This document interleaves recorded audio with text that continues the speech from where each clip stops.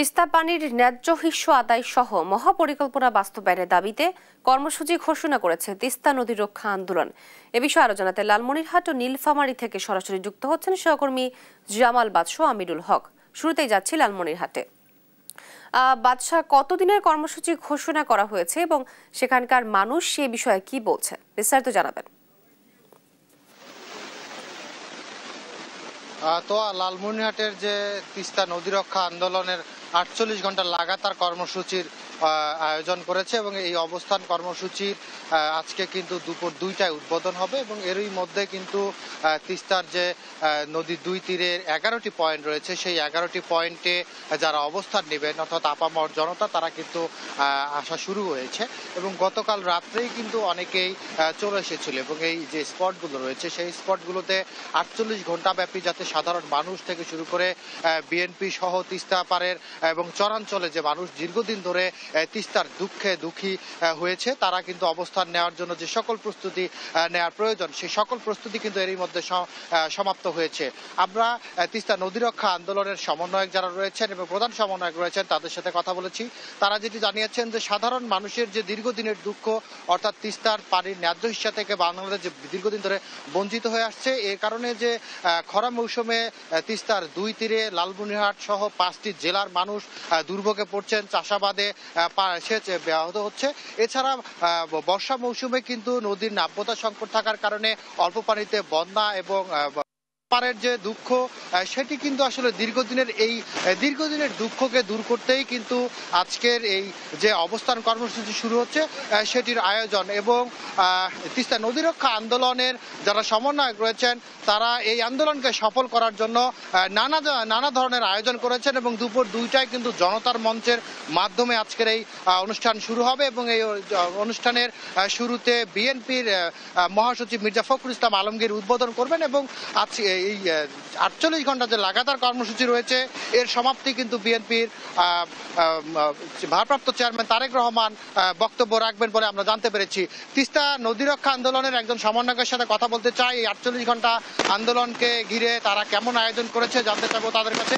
আমার পাশে রয়েছেন আফজাল হোসেন, আন্দোলনের একজন সমন্বয়ক। আপনি জানাবেন আজকের এই আয়োজনের আসলে উদ্দেশ্যটা কি এবং আপনারা আয়োজনে কতটা সফল হবেন বলে বিশ্বাস করেন, কেমন লোক সমাগম হতে পারে এবং কতটি পয়েন্টে আয়োজন?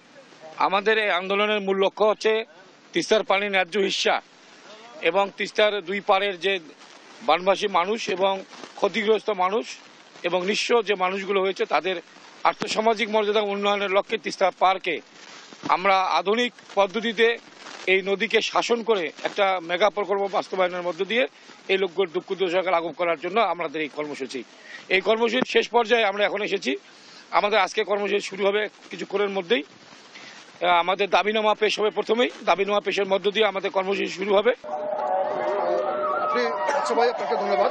আপনি জানেন বিগত আওয়ামী লীগ সরকারের আমলে তিস্তা মহাপরিকল্পনার বাস্তবায়নের ধোঁয়া তোলে মানুষের সাথে প্রতারণা করা হয়েছে, বাস্তবে আসলে কিছু হয়নি। সেই লক্ষ্যে তিস্তা মহাপরিকল্পনার বাস্তবায়ন এবং অবিলম্বে তিস্তা পানি চুক্তির দাবিতে 48 ঘন্টার এই অবস্থান কর্মসূচি পালন করছে তিস্তা বাঁচাও নদী রক্ষা কমিটির ব্যানারে। গত রাত থেকেই যারা এই অবস্থান কর্মসূচিতে অংশগ্রহণ করবেন তারা আসা শুরু করেছেন এবং এখানে তাঁবু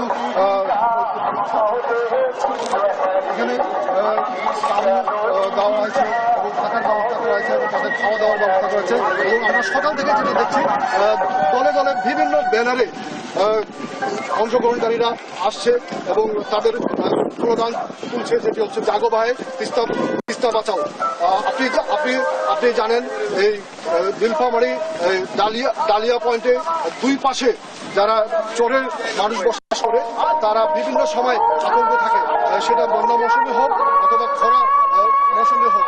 তাদের একটাই দাবি হচ্ছে এই মহাপরিকল্পনা যদি বাস্তবায়ন করা যায় তাদের জীবন মানের উন্নয়ন ঘটবে।